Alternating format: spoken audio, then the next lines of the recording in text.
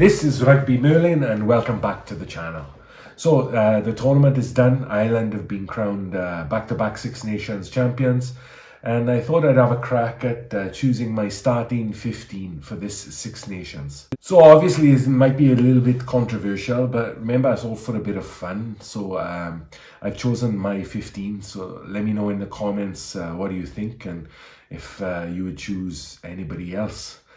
So starting in the front row, the linchpin of the team.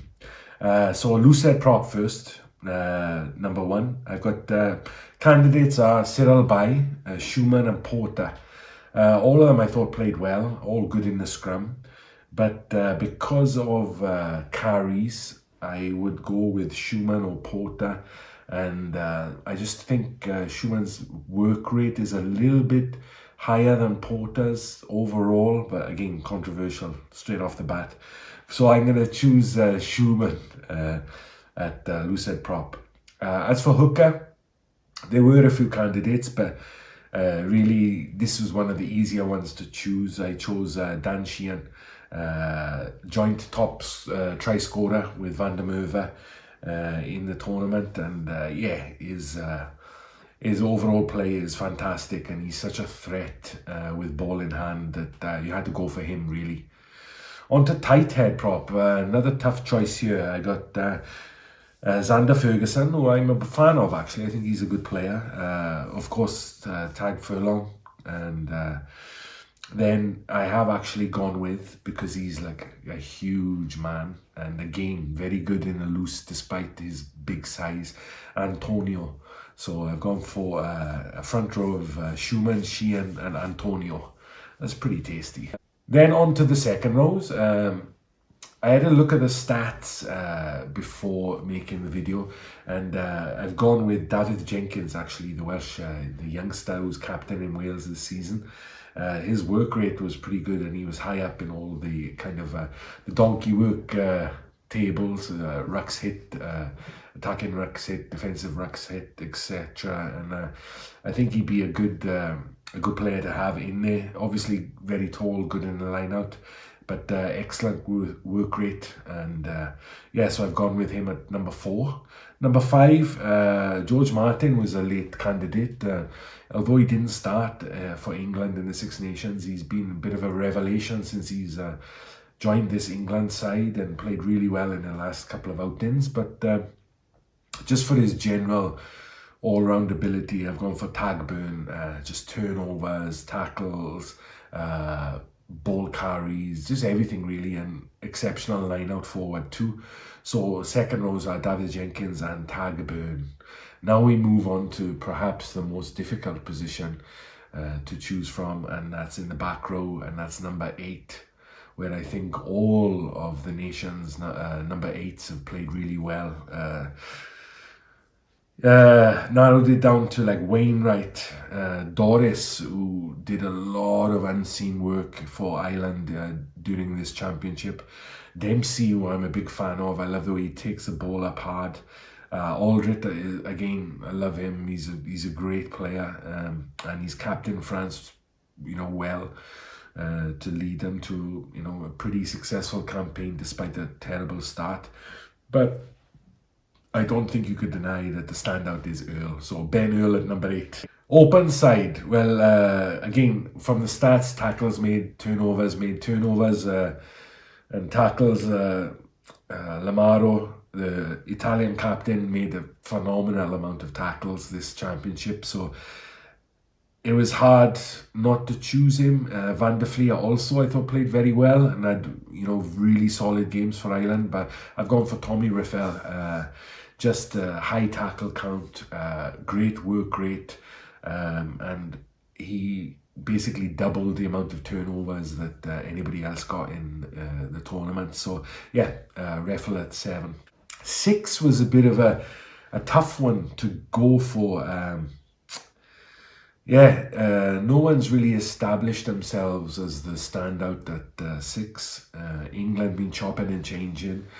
Chesham, I thought, did very well when he moved to 6 and seemed to give him a little bit of freedom to play his game more. Omani, he had a quiet tournament up until the last match. Scotland's sixes didn't really get the job done that well, so I've gone for Negri, the Italian, part of that very effective Italian back row. So he's in at 6, so Negri, Earl and Reffel as the back row. Onto the halfbacks. So I think this was, along with Sheehan, this was one of the easiest ones to choose. And of course, as I'm sure you know, is Jameson Gibson-Park, just a phenomenal rugby player, attack and defence. After watching that Scotland game, he was so good. His ability to read the game is second to none. I will say White and Mitchell and Garek, Lagarec for France, they also, played well, but Gibson-Park is, a significant margin in front of those guys at the moment. So Gibson-Park at 9. 10. So again, a little bit difficult to choose this. The obvious choice, I guess, would be Finn Russell. But again, looking at the stats, he kicked the ball away so much, and almost like, I remember one of the stats, if I can remember rightly, Ford and Mitchell, the combined kicking stats were the same as Finn Russell's. So they both, the number 9 and number 10 for England, kicked the ball as much as the 10 did for Scotland. And then White was like in the top 10 as well.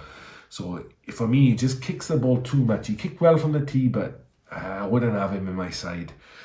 Crowley is a very good shout, I think, especially now we consider him to be like a first choice pick for 10 for Ireland, but that wasn't the case starting this tournament, and he's really played well to cement his place in this side.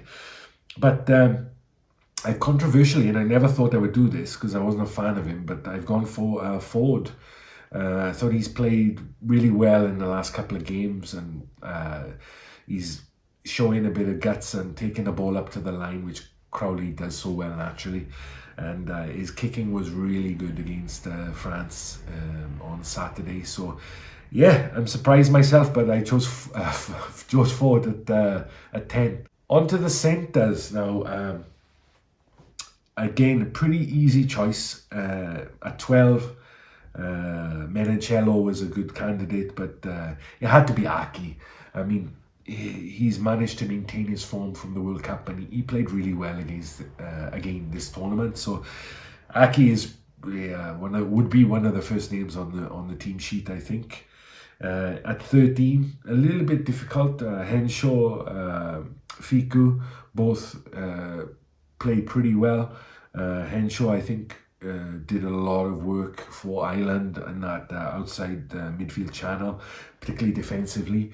But Brex I've gone for, so another Italian in the side. So little glimpses of flair and passion that really were important for Italy at certain times in this campaign.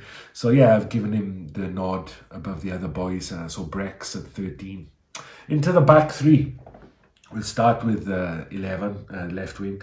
Dyer, I thought, played very well, made very good yards. Again, stats-wise, he did well.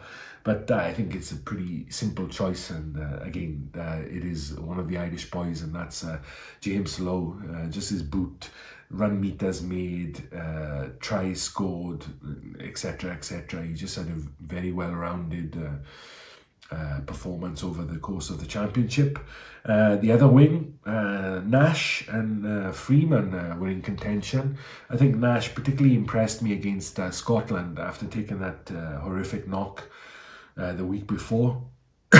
So, and Freeman, likewise, he's been very solid since he's come in, but I think the French maverick with his socks down on the wing there, Peno, really come into his own in the last few matches, and yeah, you couldn't really leave him out. And he was like a top stats guy as well. So I go for Peno on the right wing.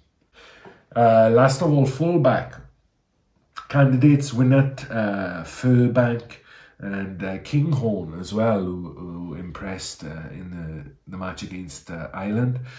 But I've gone with Hugo Keenan. Even though he missed a couple of matches, I think you just can't leave him out. He looks so dominant when he's playing, and such a good backfield defender, and adding line breaks and offloads and taking the high balls. Yeah, so like I couldn't leave him out really. So that's my team. Just to recap, Lucid, Schumann, Hooker, Sheehan, tight head prop, Antonio, David Jenkins, Tag Burn in the second row, blindside flanker, Negri, number 8, Earl, open side Reffel, Gibson Park and Ford, 9 and 10, Aki and Brex in the midfield, and then back 3, Lowe, Keenan and Peno. So that's my team of the Six Nations 2024. Let me know what you think. Obviously, it's going to be players that you prefer to have put in, but just let me know. Let's get a conversation going and drop me a comment. So I hope you enjoyed the video. Just a bit of fun, and yeah, I'll see you next time. All right, cheers, bye bye.